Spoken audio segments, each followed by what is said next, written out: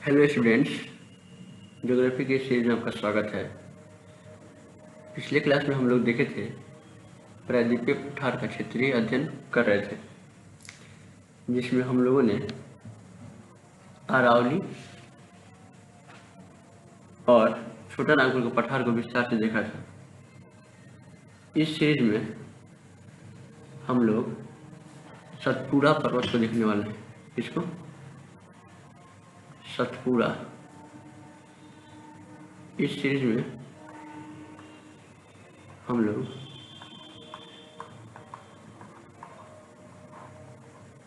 सतपुड़ा पर्वत को देखने वाले हैं।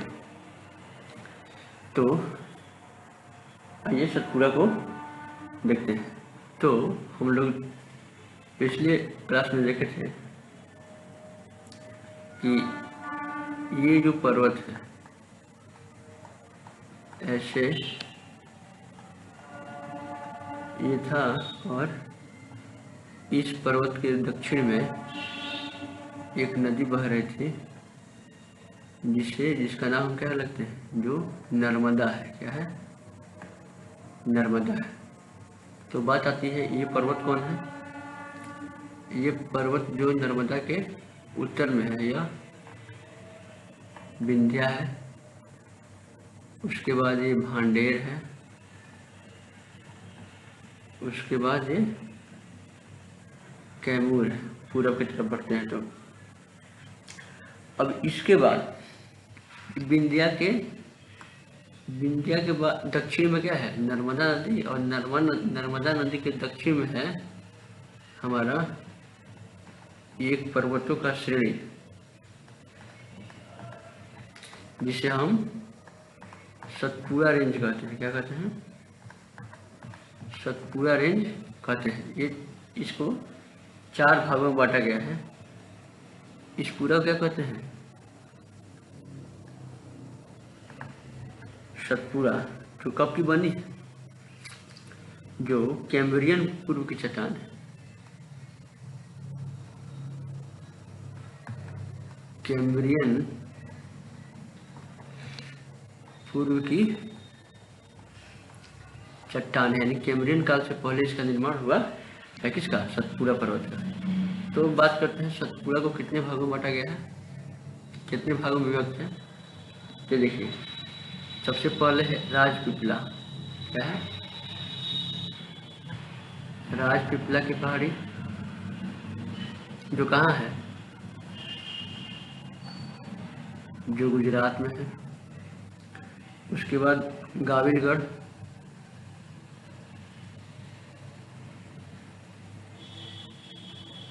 गाविलगढ़ कहाँ है? मध्य प्रदेश में है। उसके बाद महादेव। क्या है? महादेव। और उसके बाद मैकाल। उसके बाद क्या है? मैकाल। महादेव की सबसे ऊंची चोटी का नाम क्या है? धूपगढ़। महादेव की सबसे ऊंची चोटी धूपगढ़ है। अब देखते हैं जो नर्मदा नदी है, नर्मदा नदी कहाँ से निकलती है? नर्मदा नदी यहाँ से निकलती है अमरकंटक से। कहाँ से निकलती है? अमरकंटक से निकलती है। कहाँ से निकलती है? अमरकंटक से निकलती है। इस अमरकंटक से चारों दिशाओं में नदी निकलती है। इस अमरकंटक से चारों दिशाओं में नदी निकलती है। यहाँ से उत्तर की ओर बहने वाली नदी सोन है। कौन है? सोन नदी। इसके पूरब में निकलने वाली नदी दामोदर है। कौन है? दामोदर। और इसके दक्षिण में निकलने वाली हसदो नदी। कौन है? हसदो नदी। कौन है? हसदो नदी। और देखिए, यहाँ चारों तरफ, चारों दिशाओं में यहाँ क्या निकलती है? नदी निकलती है। इस कारण अमरकंटक को क्या कहते हैं? अमरकंटक कहते हैं रेडियन ड्रेनेज। क्या कहते हैं? रेडियन ड्रेनेज कहते हैं, यानी आर्य प्रवाह, आर्य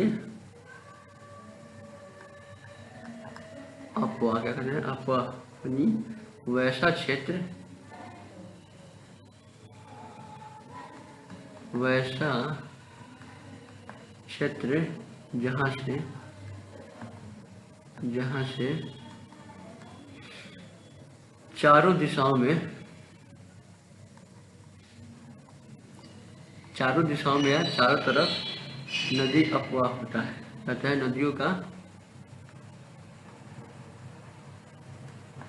का अपवाह होता है, उसे क्या कहते हैं, उसे आर्य अपवाह या रेडियल ड्रेनेज कहते हैं। तो ये हुआ क्या, ये हुआ हमारा सतपुड़ा। क्या हुआ, ये हुआ सतपुड़ा। अब सतपुड़ा को हम लोग 3D मैप की तरफ देखते हैं, 3D फिगर की तरफ समझने की कोशिश करते हैं, जो मैंने थोड़ा सा पहले देखा था, थोड़ा सा देखा था। इस सतपुड़ा रेंज में कौन है, ये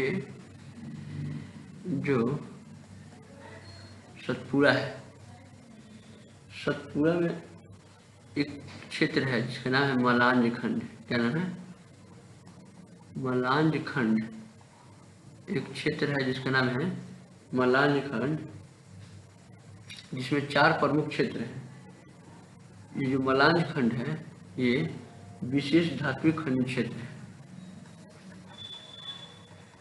विशेष धात्विक खनिज क्षेत्र है। क्या है, धात्विक खनिज क्षेत्र है। इसमें 4 जगह है, जो क्या है, जो 4 जगह है, 4 जगहों को मिलाकर क्या बनता है, मलांज खंड का क्षेत्र बनता है। कौन कौन जगह है, इन जगहों का नाम है छिंदवाड़ा,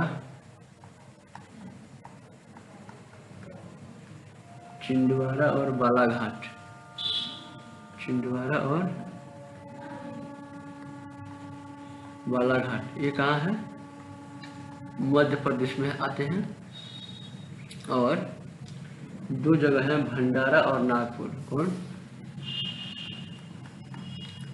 भंडारा और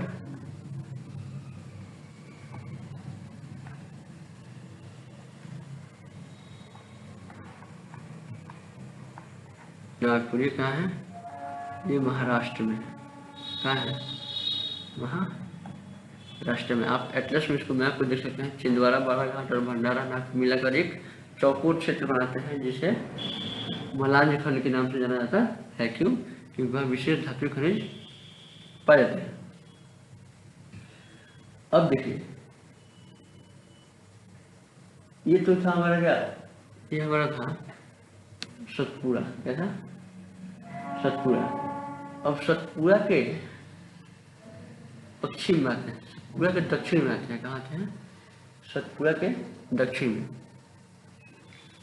देखिए, सतपुड़ा के और दक्षिण में जाएंगे तो कुछ ऐसा क्षेत्र मिलेगा। पिछले क्लास में हम लोग क्या पढ़े थे, ये जो है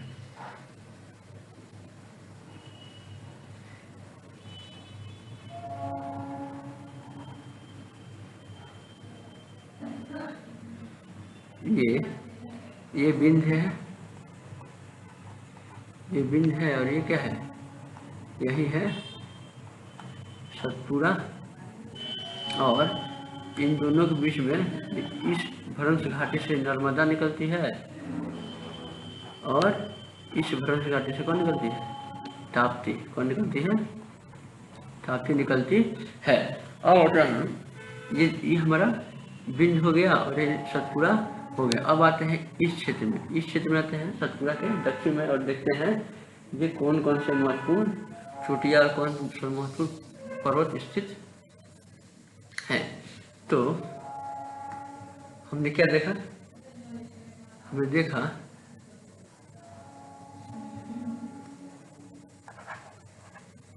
क्या देखा,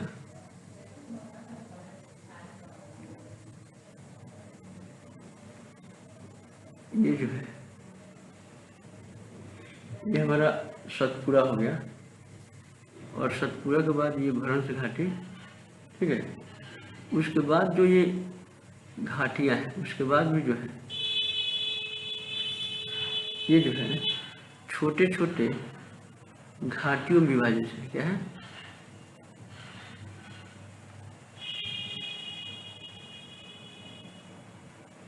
ठीक है, छोटे छोटे घाटियों में विभाजित है। इधर चार श्रेणियाँ हैं। क्या है? 4 श्रेणियाँ हैं। इन श्रेणियों के नाम देखते हैं, ये कौन कौन से श्रेणी है। ये तो हो गया हमारा, ये हो गया सतपुड़ा, ये हो गया सतपुड़ा। और यहाँ से निकलती है कौन नदी? यहाँ से नदी निकलती है, इसका नाम क्या है?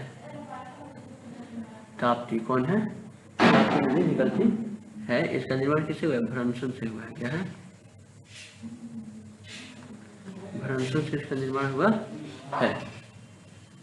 अब इसको देखिए, यहाँ 4 है, A S B S B H. A से अजंता, एस से सतमाला, एस से सतमाला, बी से बालाघाट, बी से बालाघाट, और एच से होशीचंद्रा। कौन? एच से होशी चंद्र। कौन? एच से क्या है? एच से हरिश्चंद्र। कौन है? एच से हरिश्चंद्र। एच से कौन है?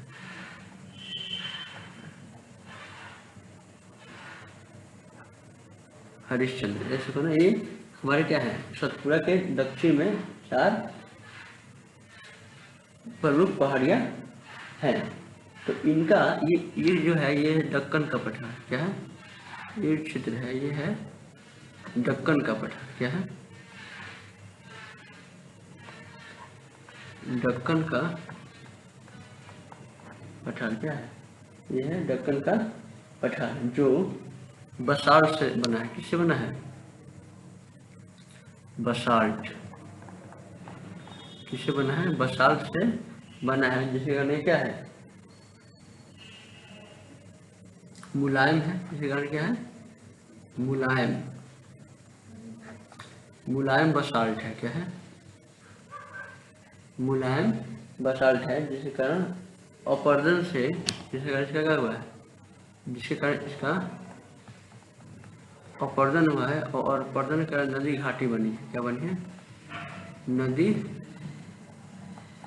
घाटियाँ बनी है, और इन घाटियों के कारण ये स्थलाकृति ऊंची हो है, और इन पर्वतों का निर्माण हुआ है। इसमें जो क्या हुआ है, ये जो बेसाल्ट है, ये बेसाल्ट का जो अपरदन हुआ है, बेसाल्ट क्या है? बेसाल्ट से क्या बना है? काली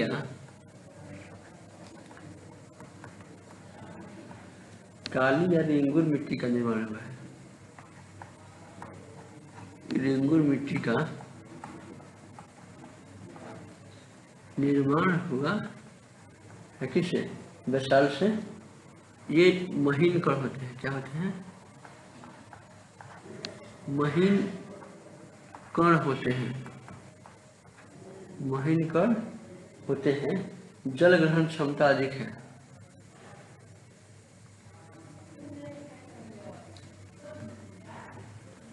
जल ग्रहण की क्षमता अधिक है। ग्रहण की क्षमता अधिक होती है इनकी, और पारगम्यता कम होती है। क्या होती है?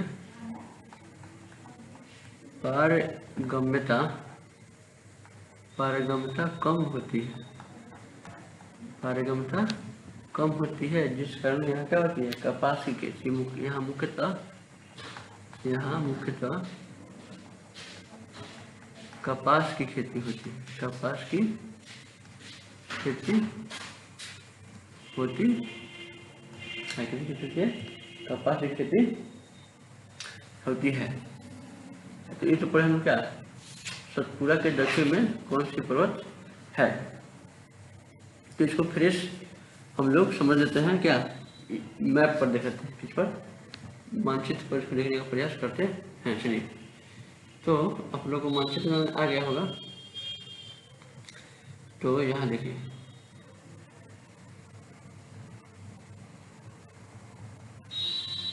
क्या है, ये हमारा भारत का चित्र है।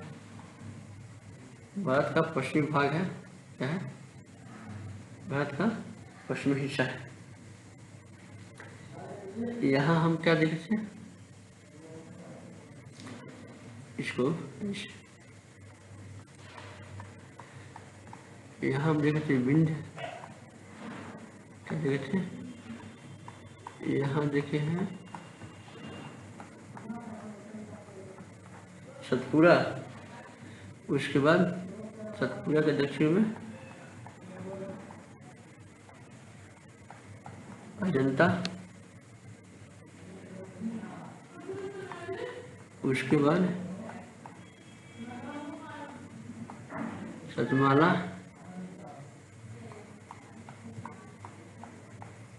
उसके बाद बालाघाट,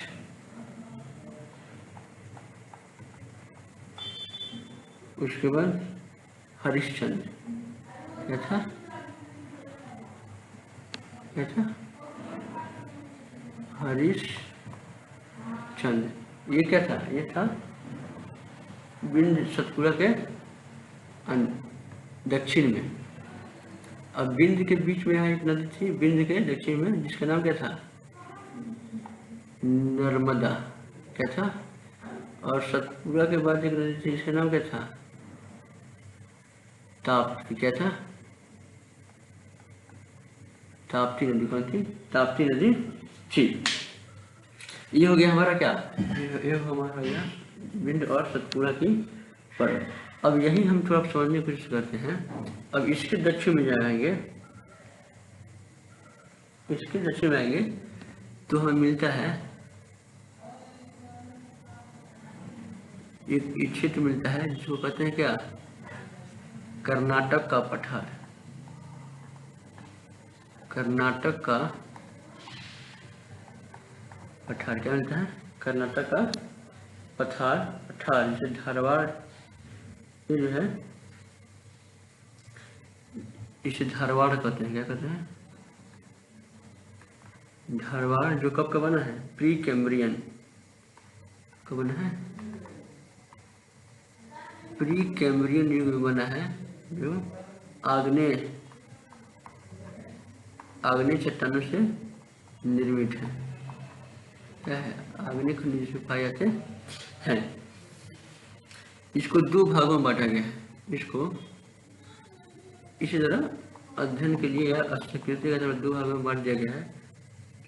इसे कहते हैं मलनाड, कहते हैं जो पश्चिमी क्षेत्र है, कर्नाटक का पठार का जो पश्चिमी क्षेत्र, इसे बोलते हैं मलनाड, क्या बोलते हैं, मलनाड। और जो पूर्वी क्षेत्र उसे मैदान बोलते हैं, क्या बोलते हैं, मैदान। पश्चिम वाले को मलनाड और पूर्व वाले को मैदान क्षेत्र कहते हैं। यहाँ से स्लोप शुरू होता है, क्या है, इधर से स्लोपी है, क्या है, इधर से स्लोप शुरू है। इसी मलनाड के दक्षिण में, मलनाड के इस दक्षिण कोना में बाबा बुदान की पहाड़ी है। कौन है, बाबा बुदान की पहाड़ी है। कौन है, बाबा बुदान की पहाड़ी है, जहाँ एक ऊंची चोटी है। बाबा बुदान की एक चोटी है जिसका नाम है कुद्रेमुख। क्या नाम है, कुद्रेमुख। बाबा बुदान की सबसे ऊंची चोटी कुद्रेमुख, जिसकी ऊंचाई 1892 मीटर, कितना है, 1892 मीटर है। 1892 मीटर है।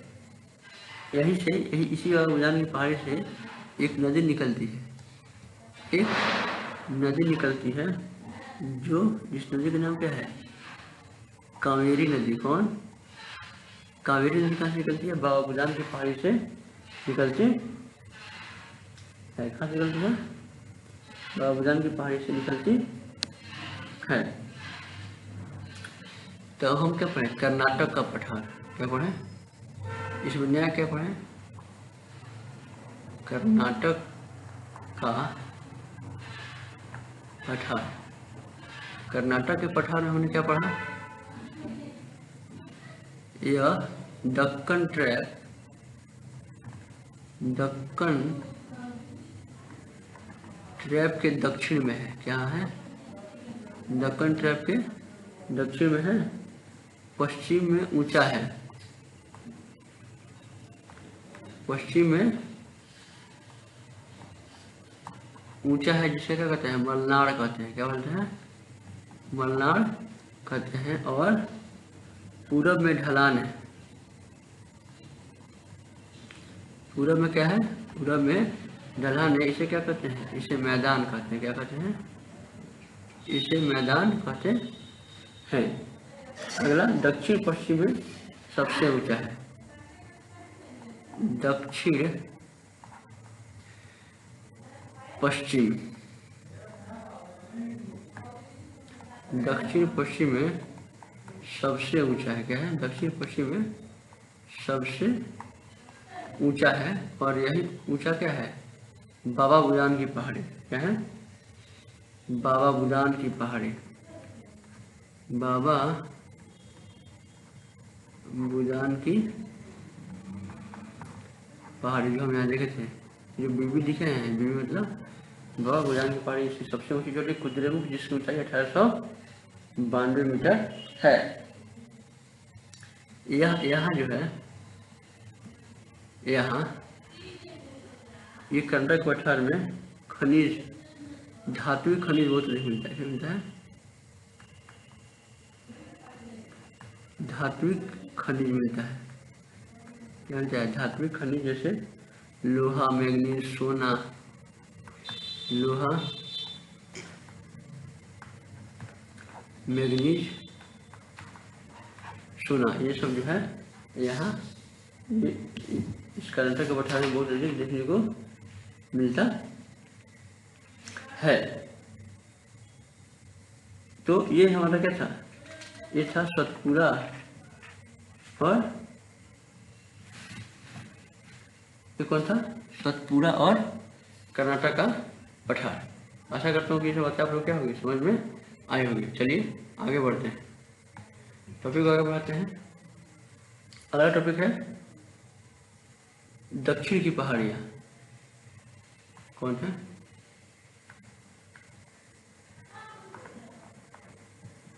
दक्षिण पहाड़ी क्षेत्र, ये साउदर्न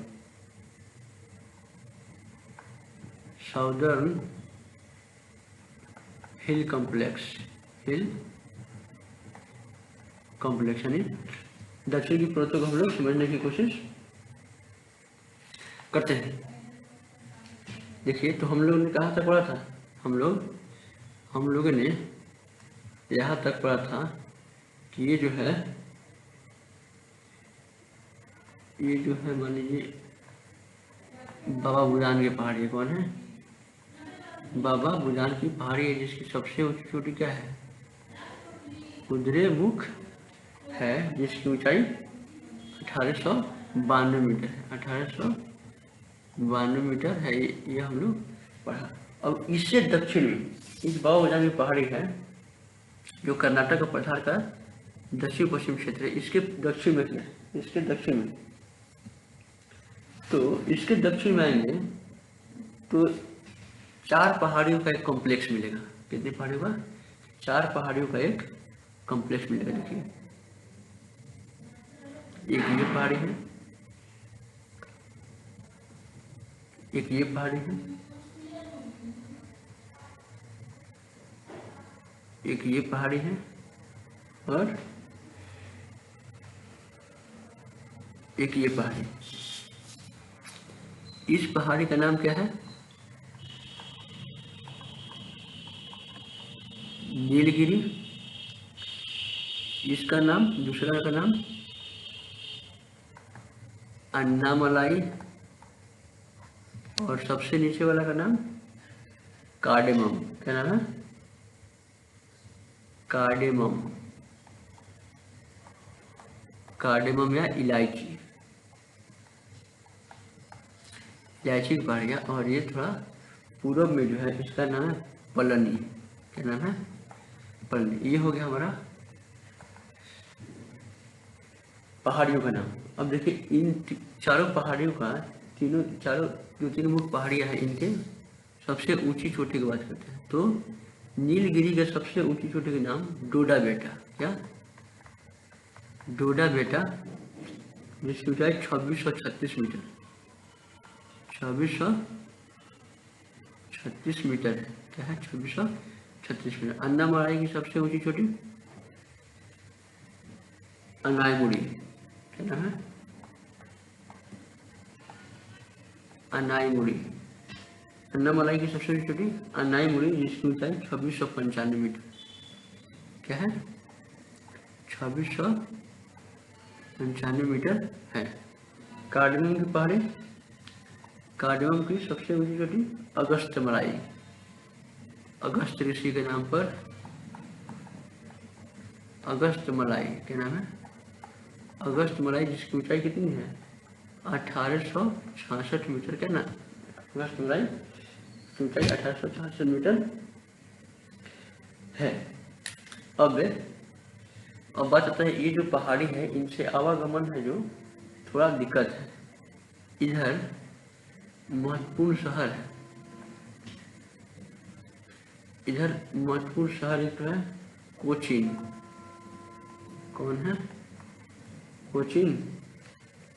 और यहाँ एक शहर है तिरुवनंतपुरम। कौन है? तिरुवनंतपुरम। और इधर है कोयम्बटूर, कोयम्बटूर। और इधर है मदुरई। कौन है? मदुरई। तो इन चारों शहर को जोड़ने वाली बीच में कुछ दर्रे हैं। क्या है? दर्रा है। क्या है? दर्रा क्या होता है? हम लोग पिछले क्लास में पढ़ चुके हैं। जो दो पहाड़ियों के बीच का क्षेत्र जिसमें आने जाने का सुविधा रहता है उसे दर्रा कहते हैं। तो नीलगिरी और अन्नामलाई के बीच जो दर्रा है उसका नाम है पालघाट दर्रा। क्या नाम है? पालघाट दर्रा। क्या नाम है? पालघाट दर्रा। और अन्नामलाई और कार्डेमम, अन्नामलाई और कार्डेमम के बीच में जो दर्रा है इसे कहते हैं सेनकोट। क्या कहते हैं? सेनकोटा दर्रा, सेनकोटा दर्रा कहते हैं। तो सेनकोटा दर्रा तिरुवनंतपुरम को मदुरई से जोड़ता है, तिरुवनंतपुरम को मदुरई से जोड़ता है। और पालघाट दर्रा किससे जोड़ता है? पालघाट दर्रा जो है कोचीन को कोयम्बटूर से जोड़ता है, कोचीन को कोयम्बटूर से जोड़ता है। जो अनाईमुड़ी है, जो अनाईमुड़ी के बारे में विशेष बात है, हिमालय के बाहर, हिमालय के बाहर सर्वोच्च चोटी है। क्या है? सर्वोच्च चोटी है। कौन? अनाईमुड़ी। अनाईमुड़ी जो है हिमालय के बाहर सर्वोच्च चोटी है। ये महत्वपूर्ण क्यों है? इतना जो हम दक्षिण पहाड़ी के बारे में पढ़े, ये महत्वपूर्ण क्यों है? चलिए इनके सिग्निफिकेंस को समझते हैं। ये जो है पर्यटन के लिए, किसके लिए? पर्यटन के लिए बहुत ही महत्वपूर्ण है। यहाँ जो है बहुत हिल स्टेशन है। क्या है? हिल स्टेशन, जो बहुत ही दर्शनीय है, देखने वाले हैं। ऊटी है। कौन है? ऊटी के नाम आप लोग सुने होंगे। ऊटी कहाँ है? नीलगिरी में है। नीलगिरी में क्या है? ऊटी है। कोडाईकनाल,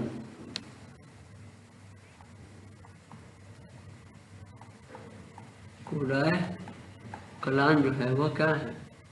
पलनी में है। यह भी एक घूमने वाला जगह है। उसका मुन्नार, क्या है? मुन्नार, मुन्नार अन्नामलाई इसमें है ना। मलाई में क्या है? सब दर्शनीय, यानी ये सब हिल स्टेशन है जो इसके लिए क्या है? पर्यटन के लिए महत्वपूर्ण है। अगला है प्लांटेशन। इधर का है प्लांटेशन, किसका?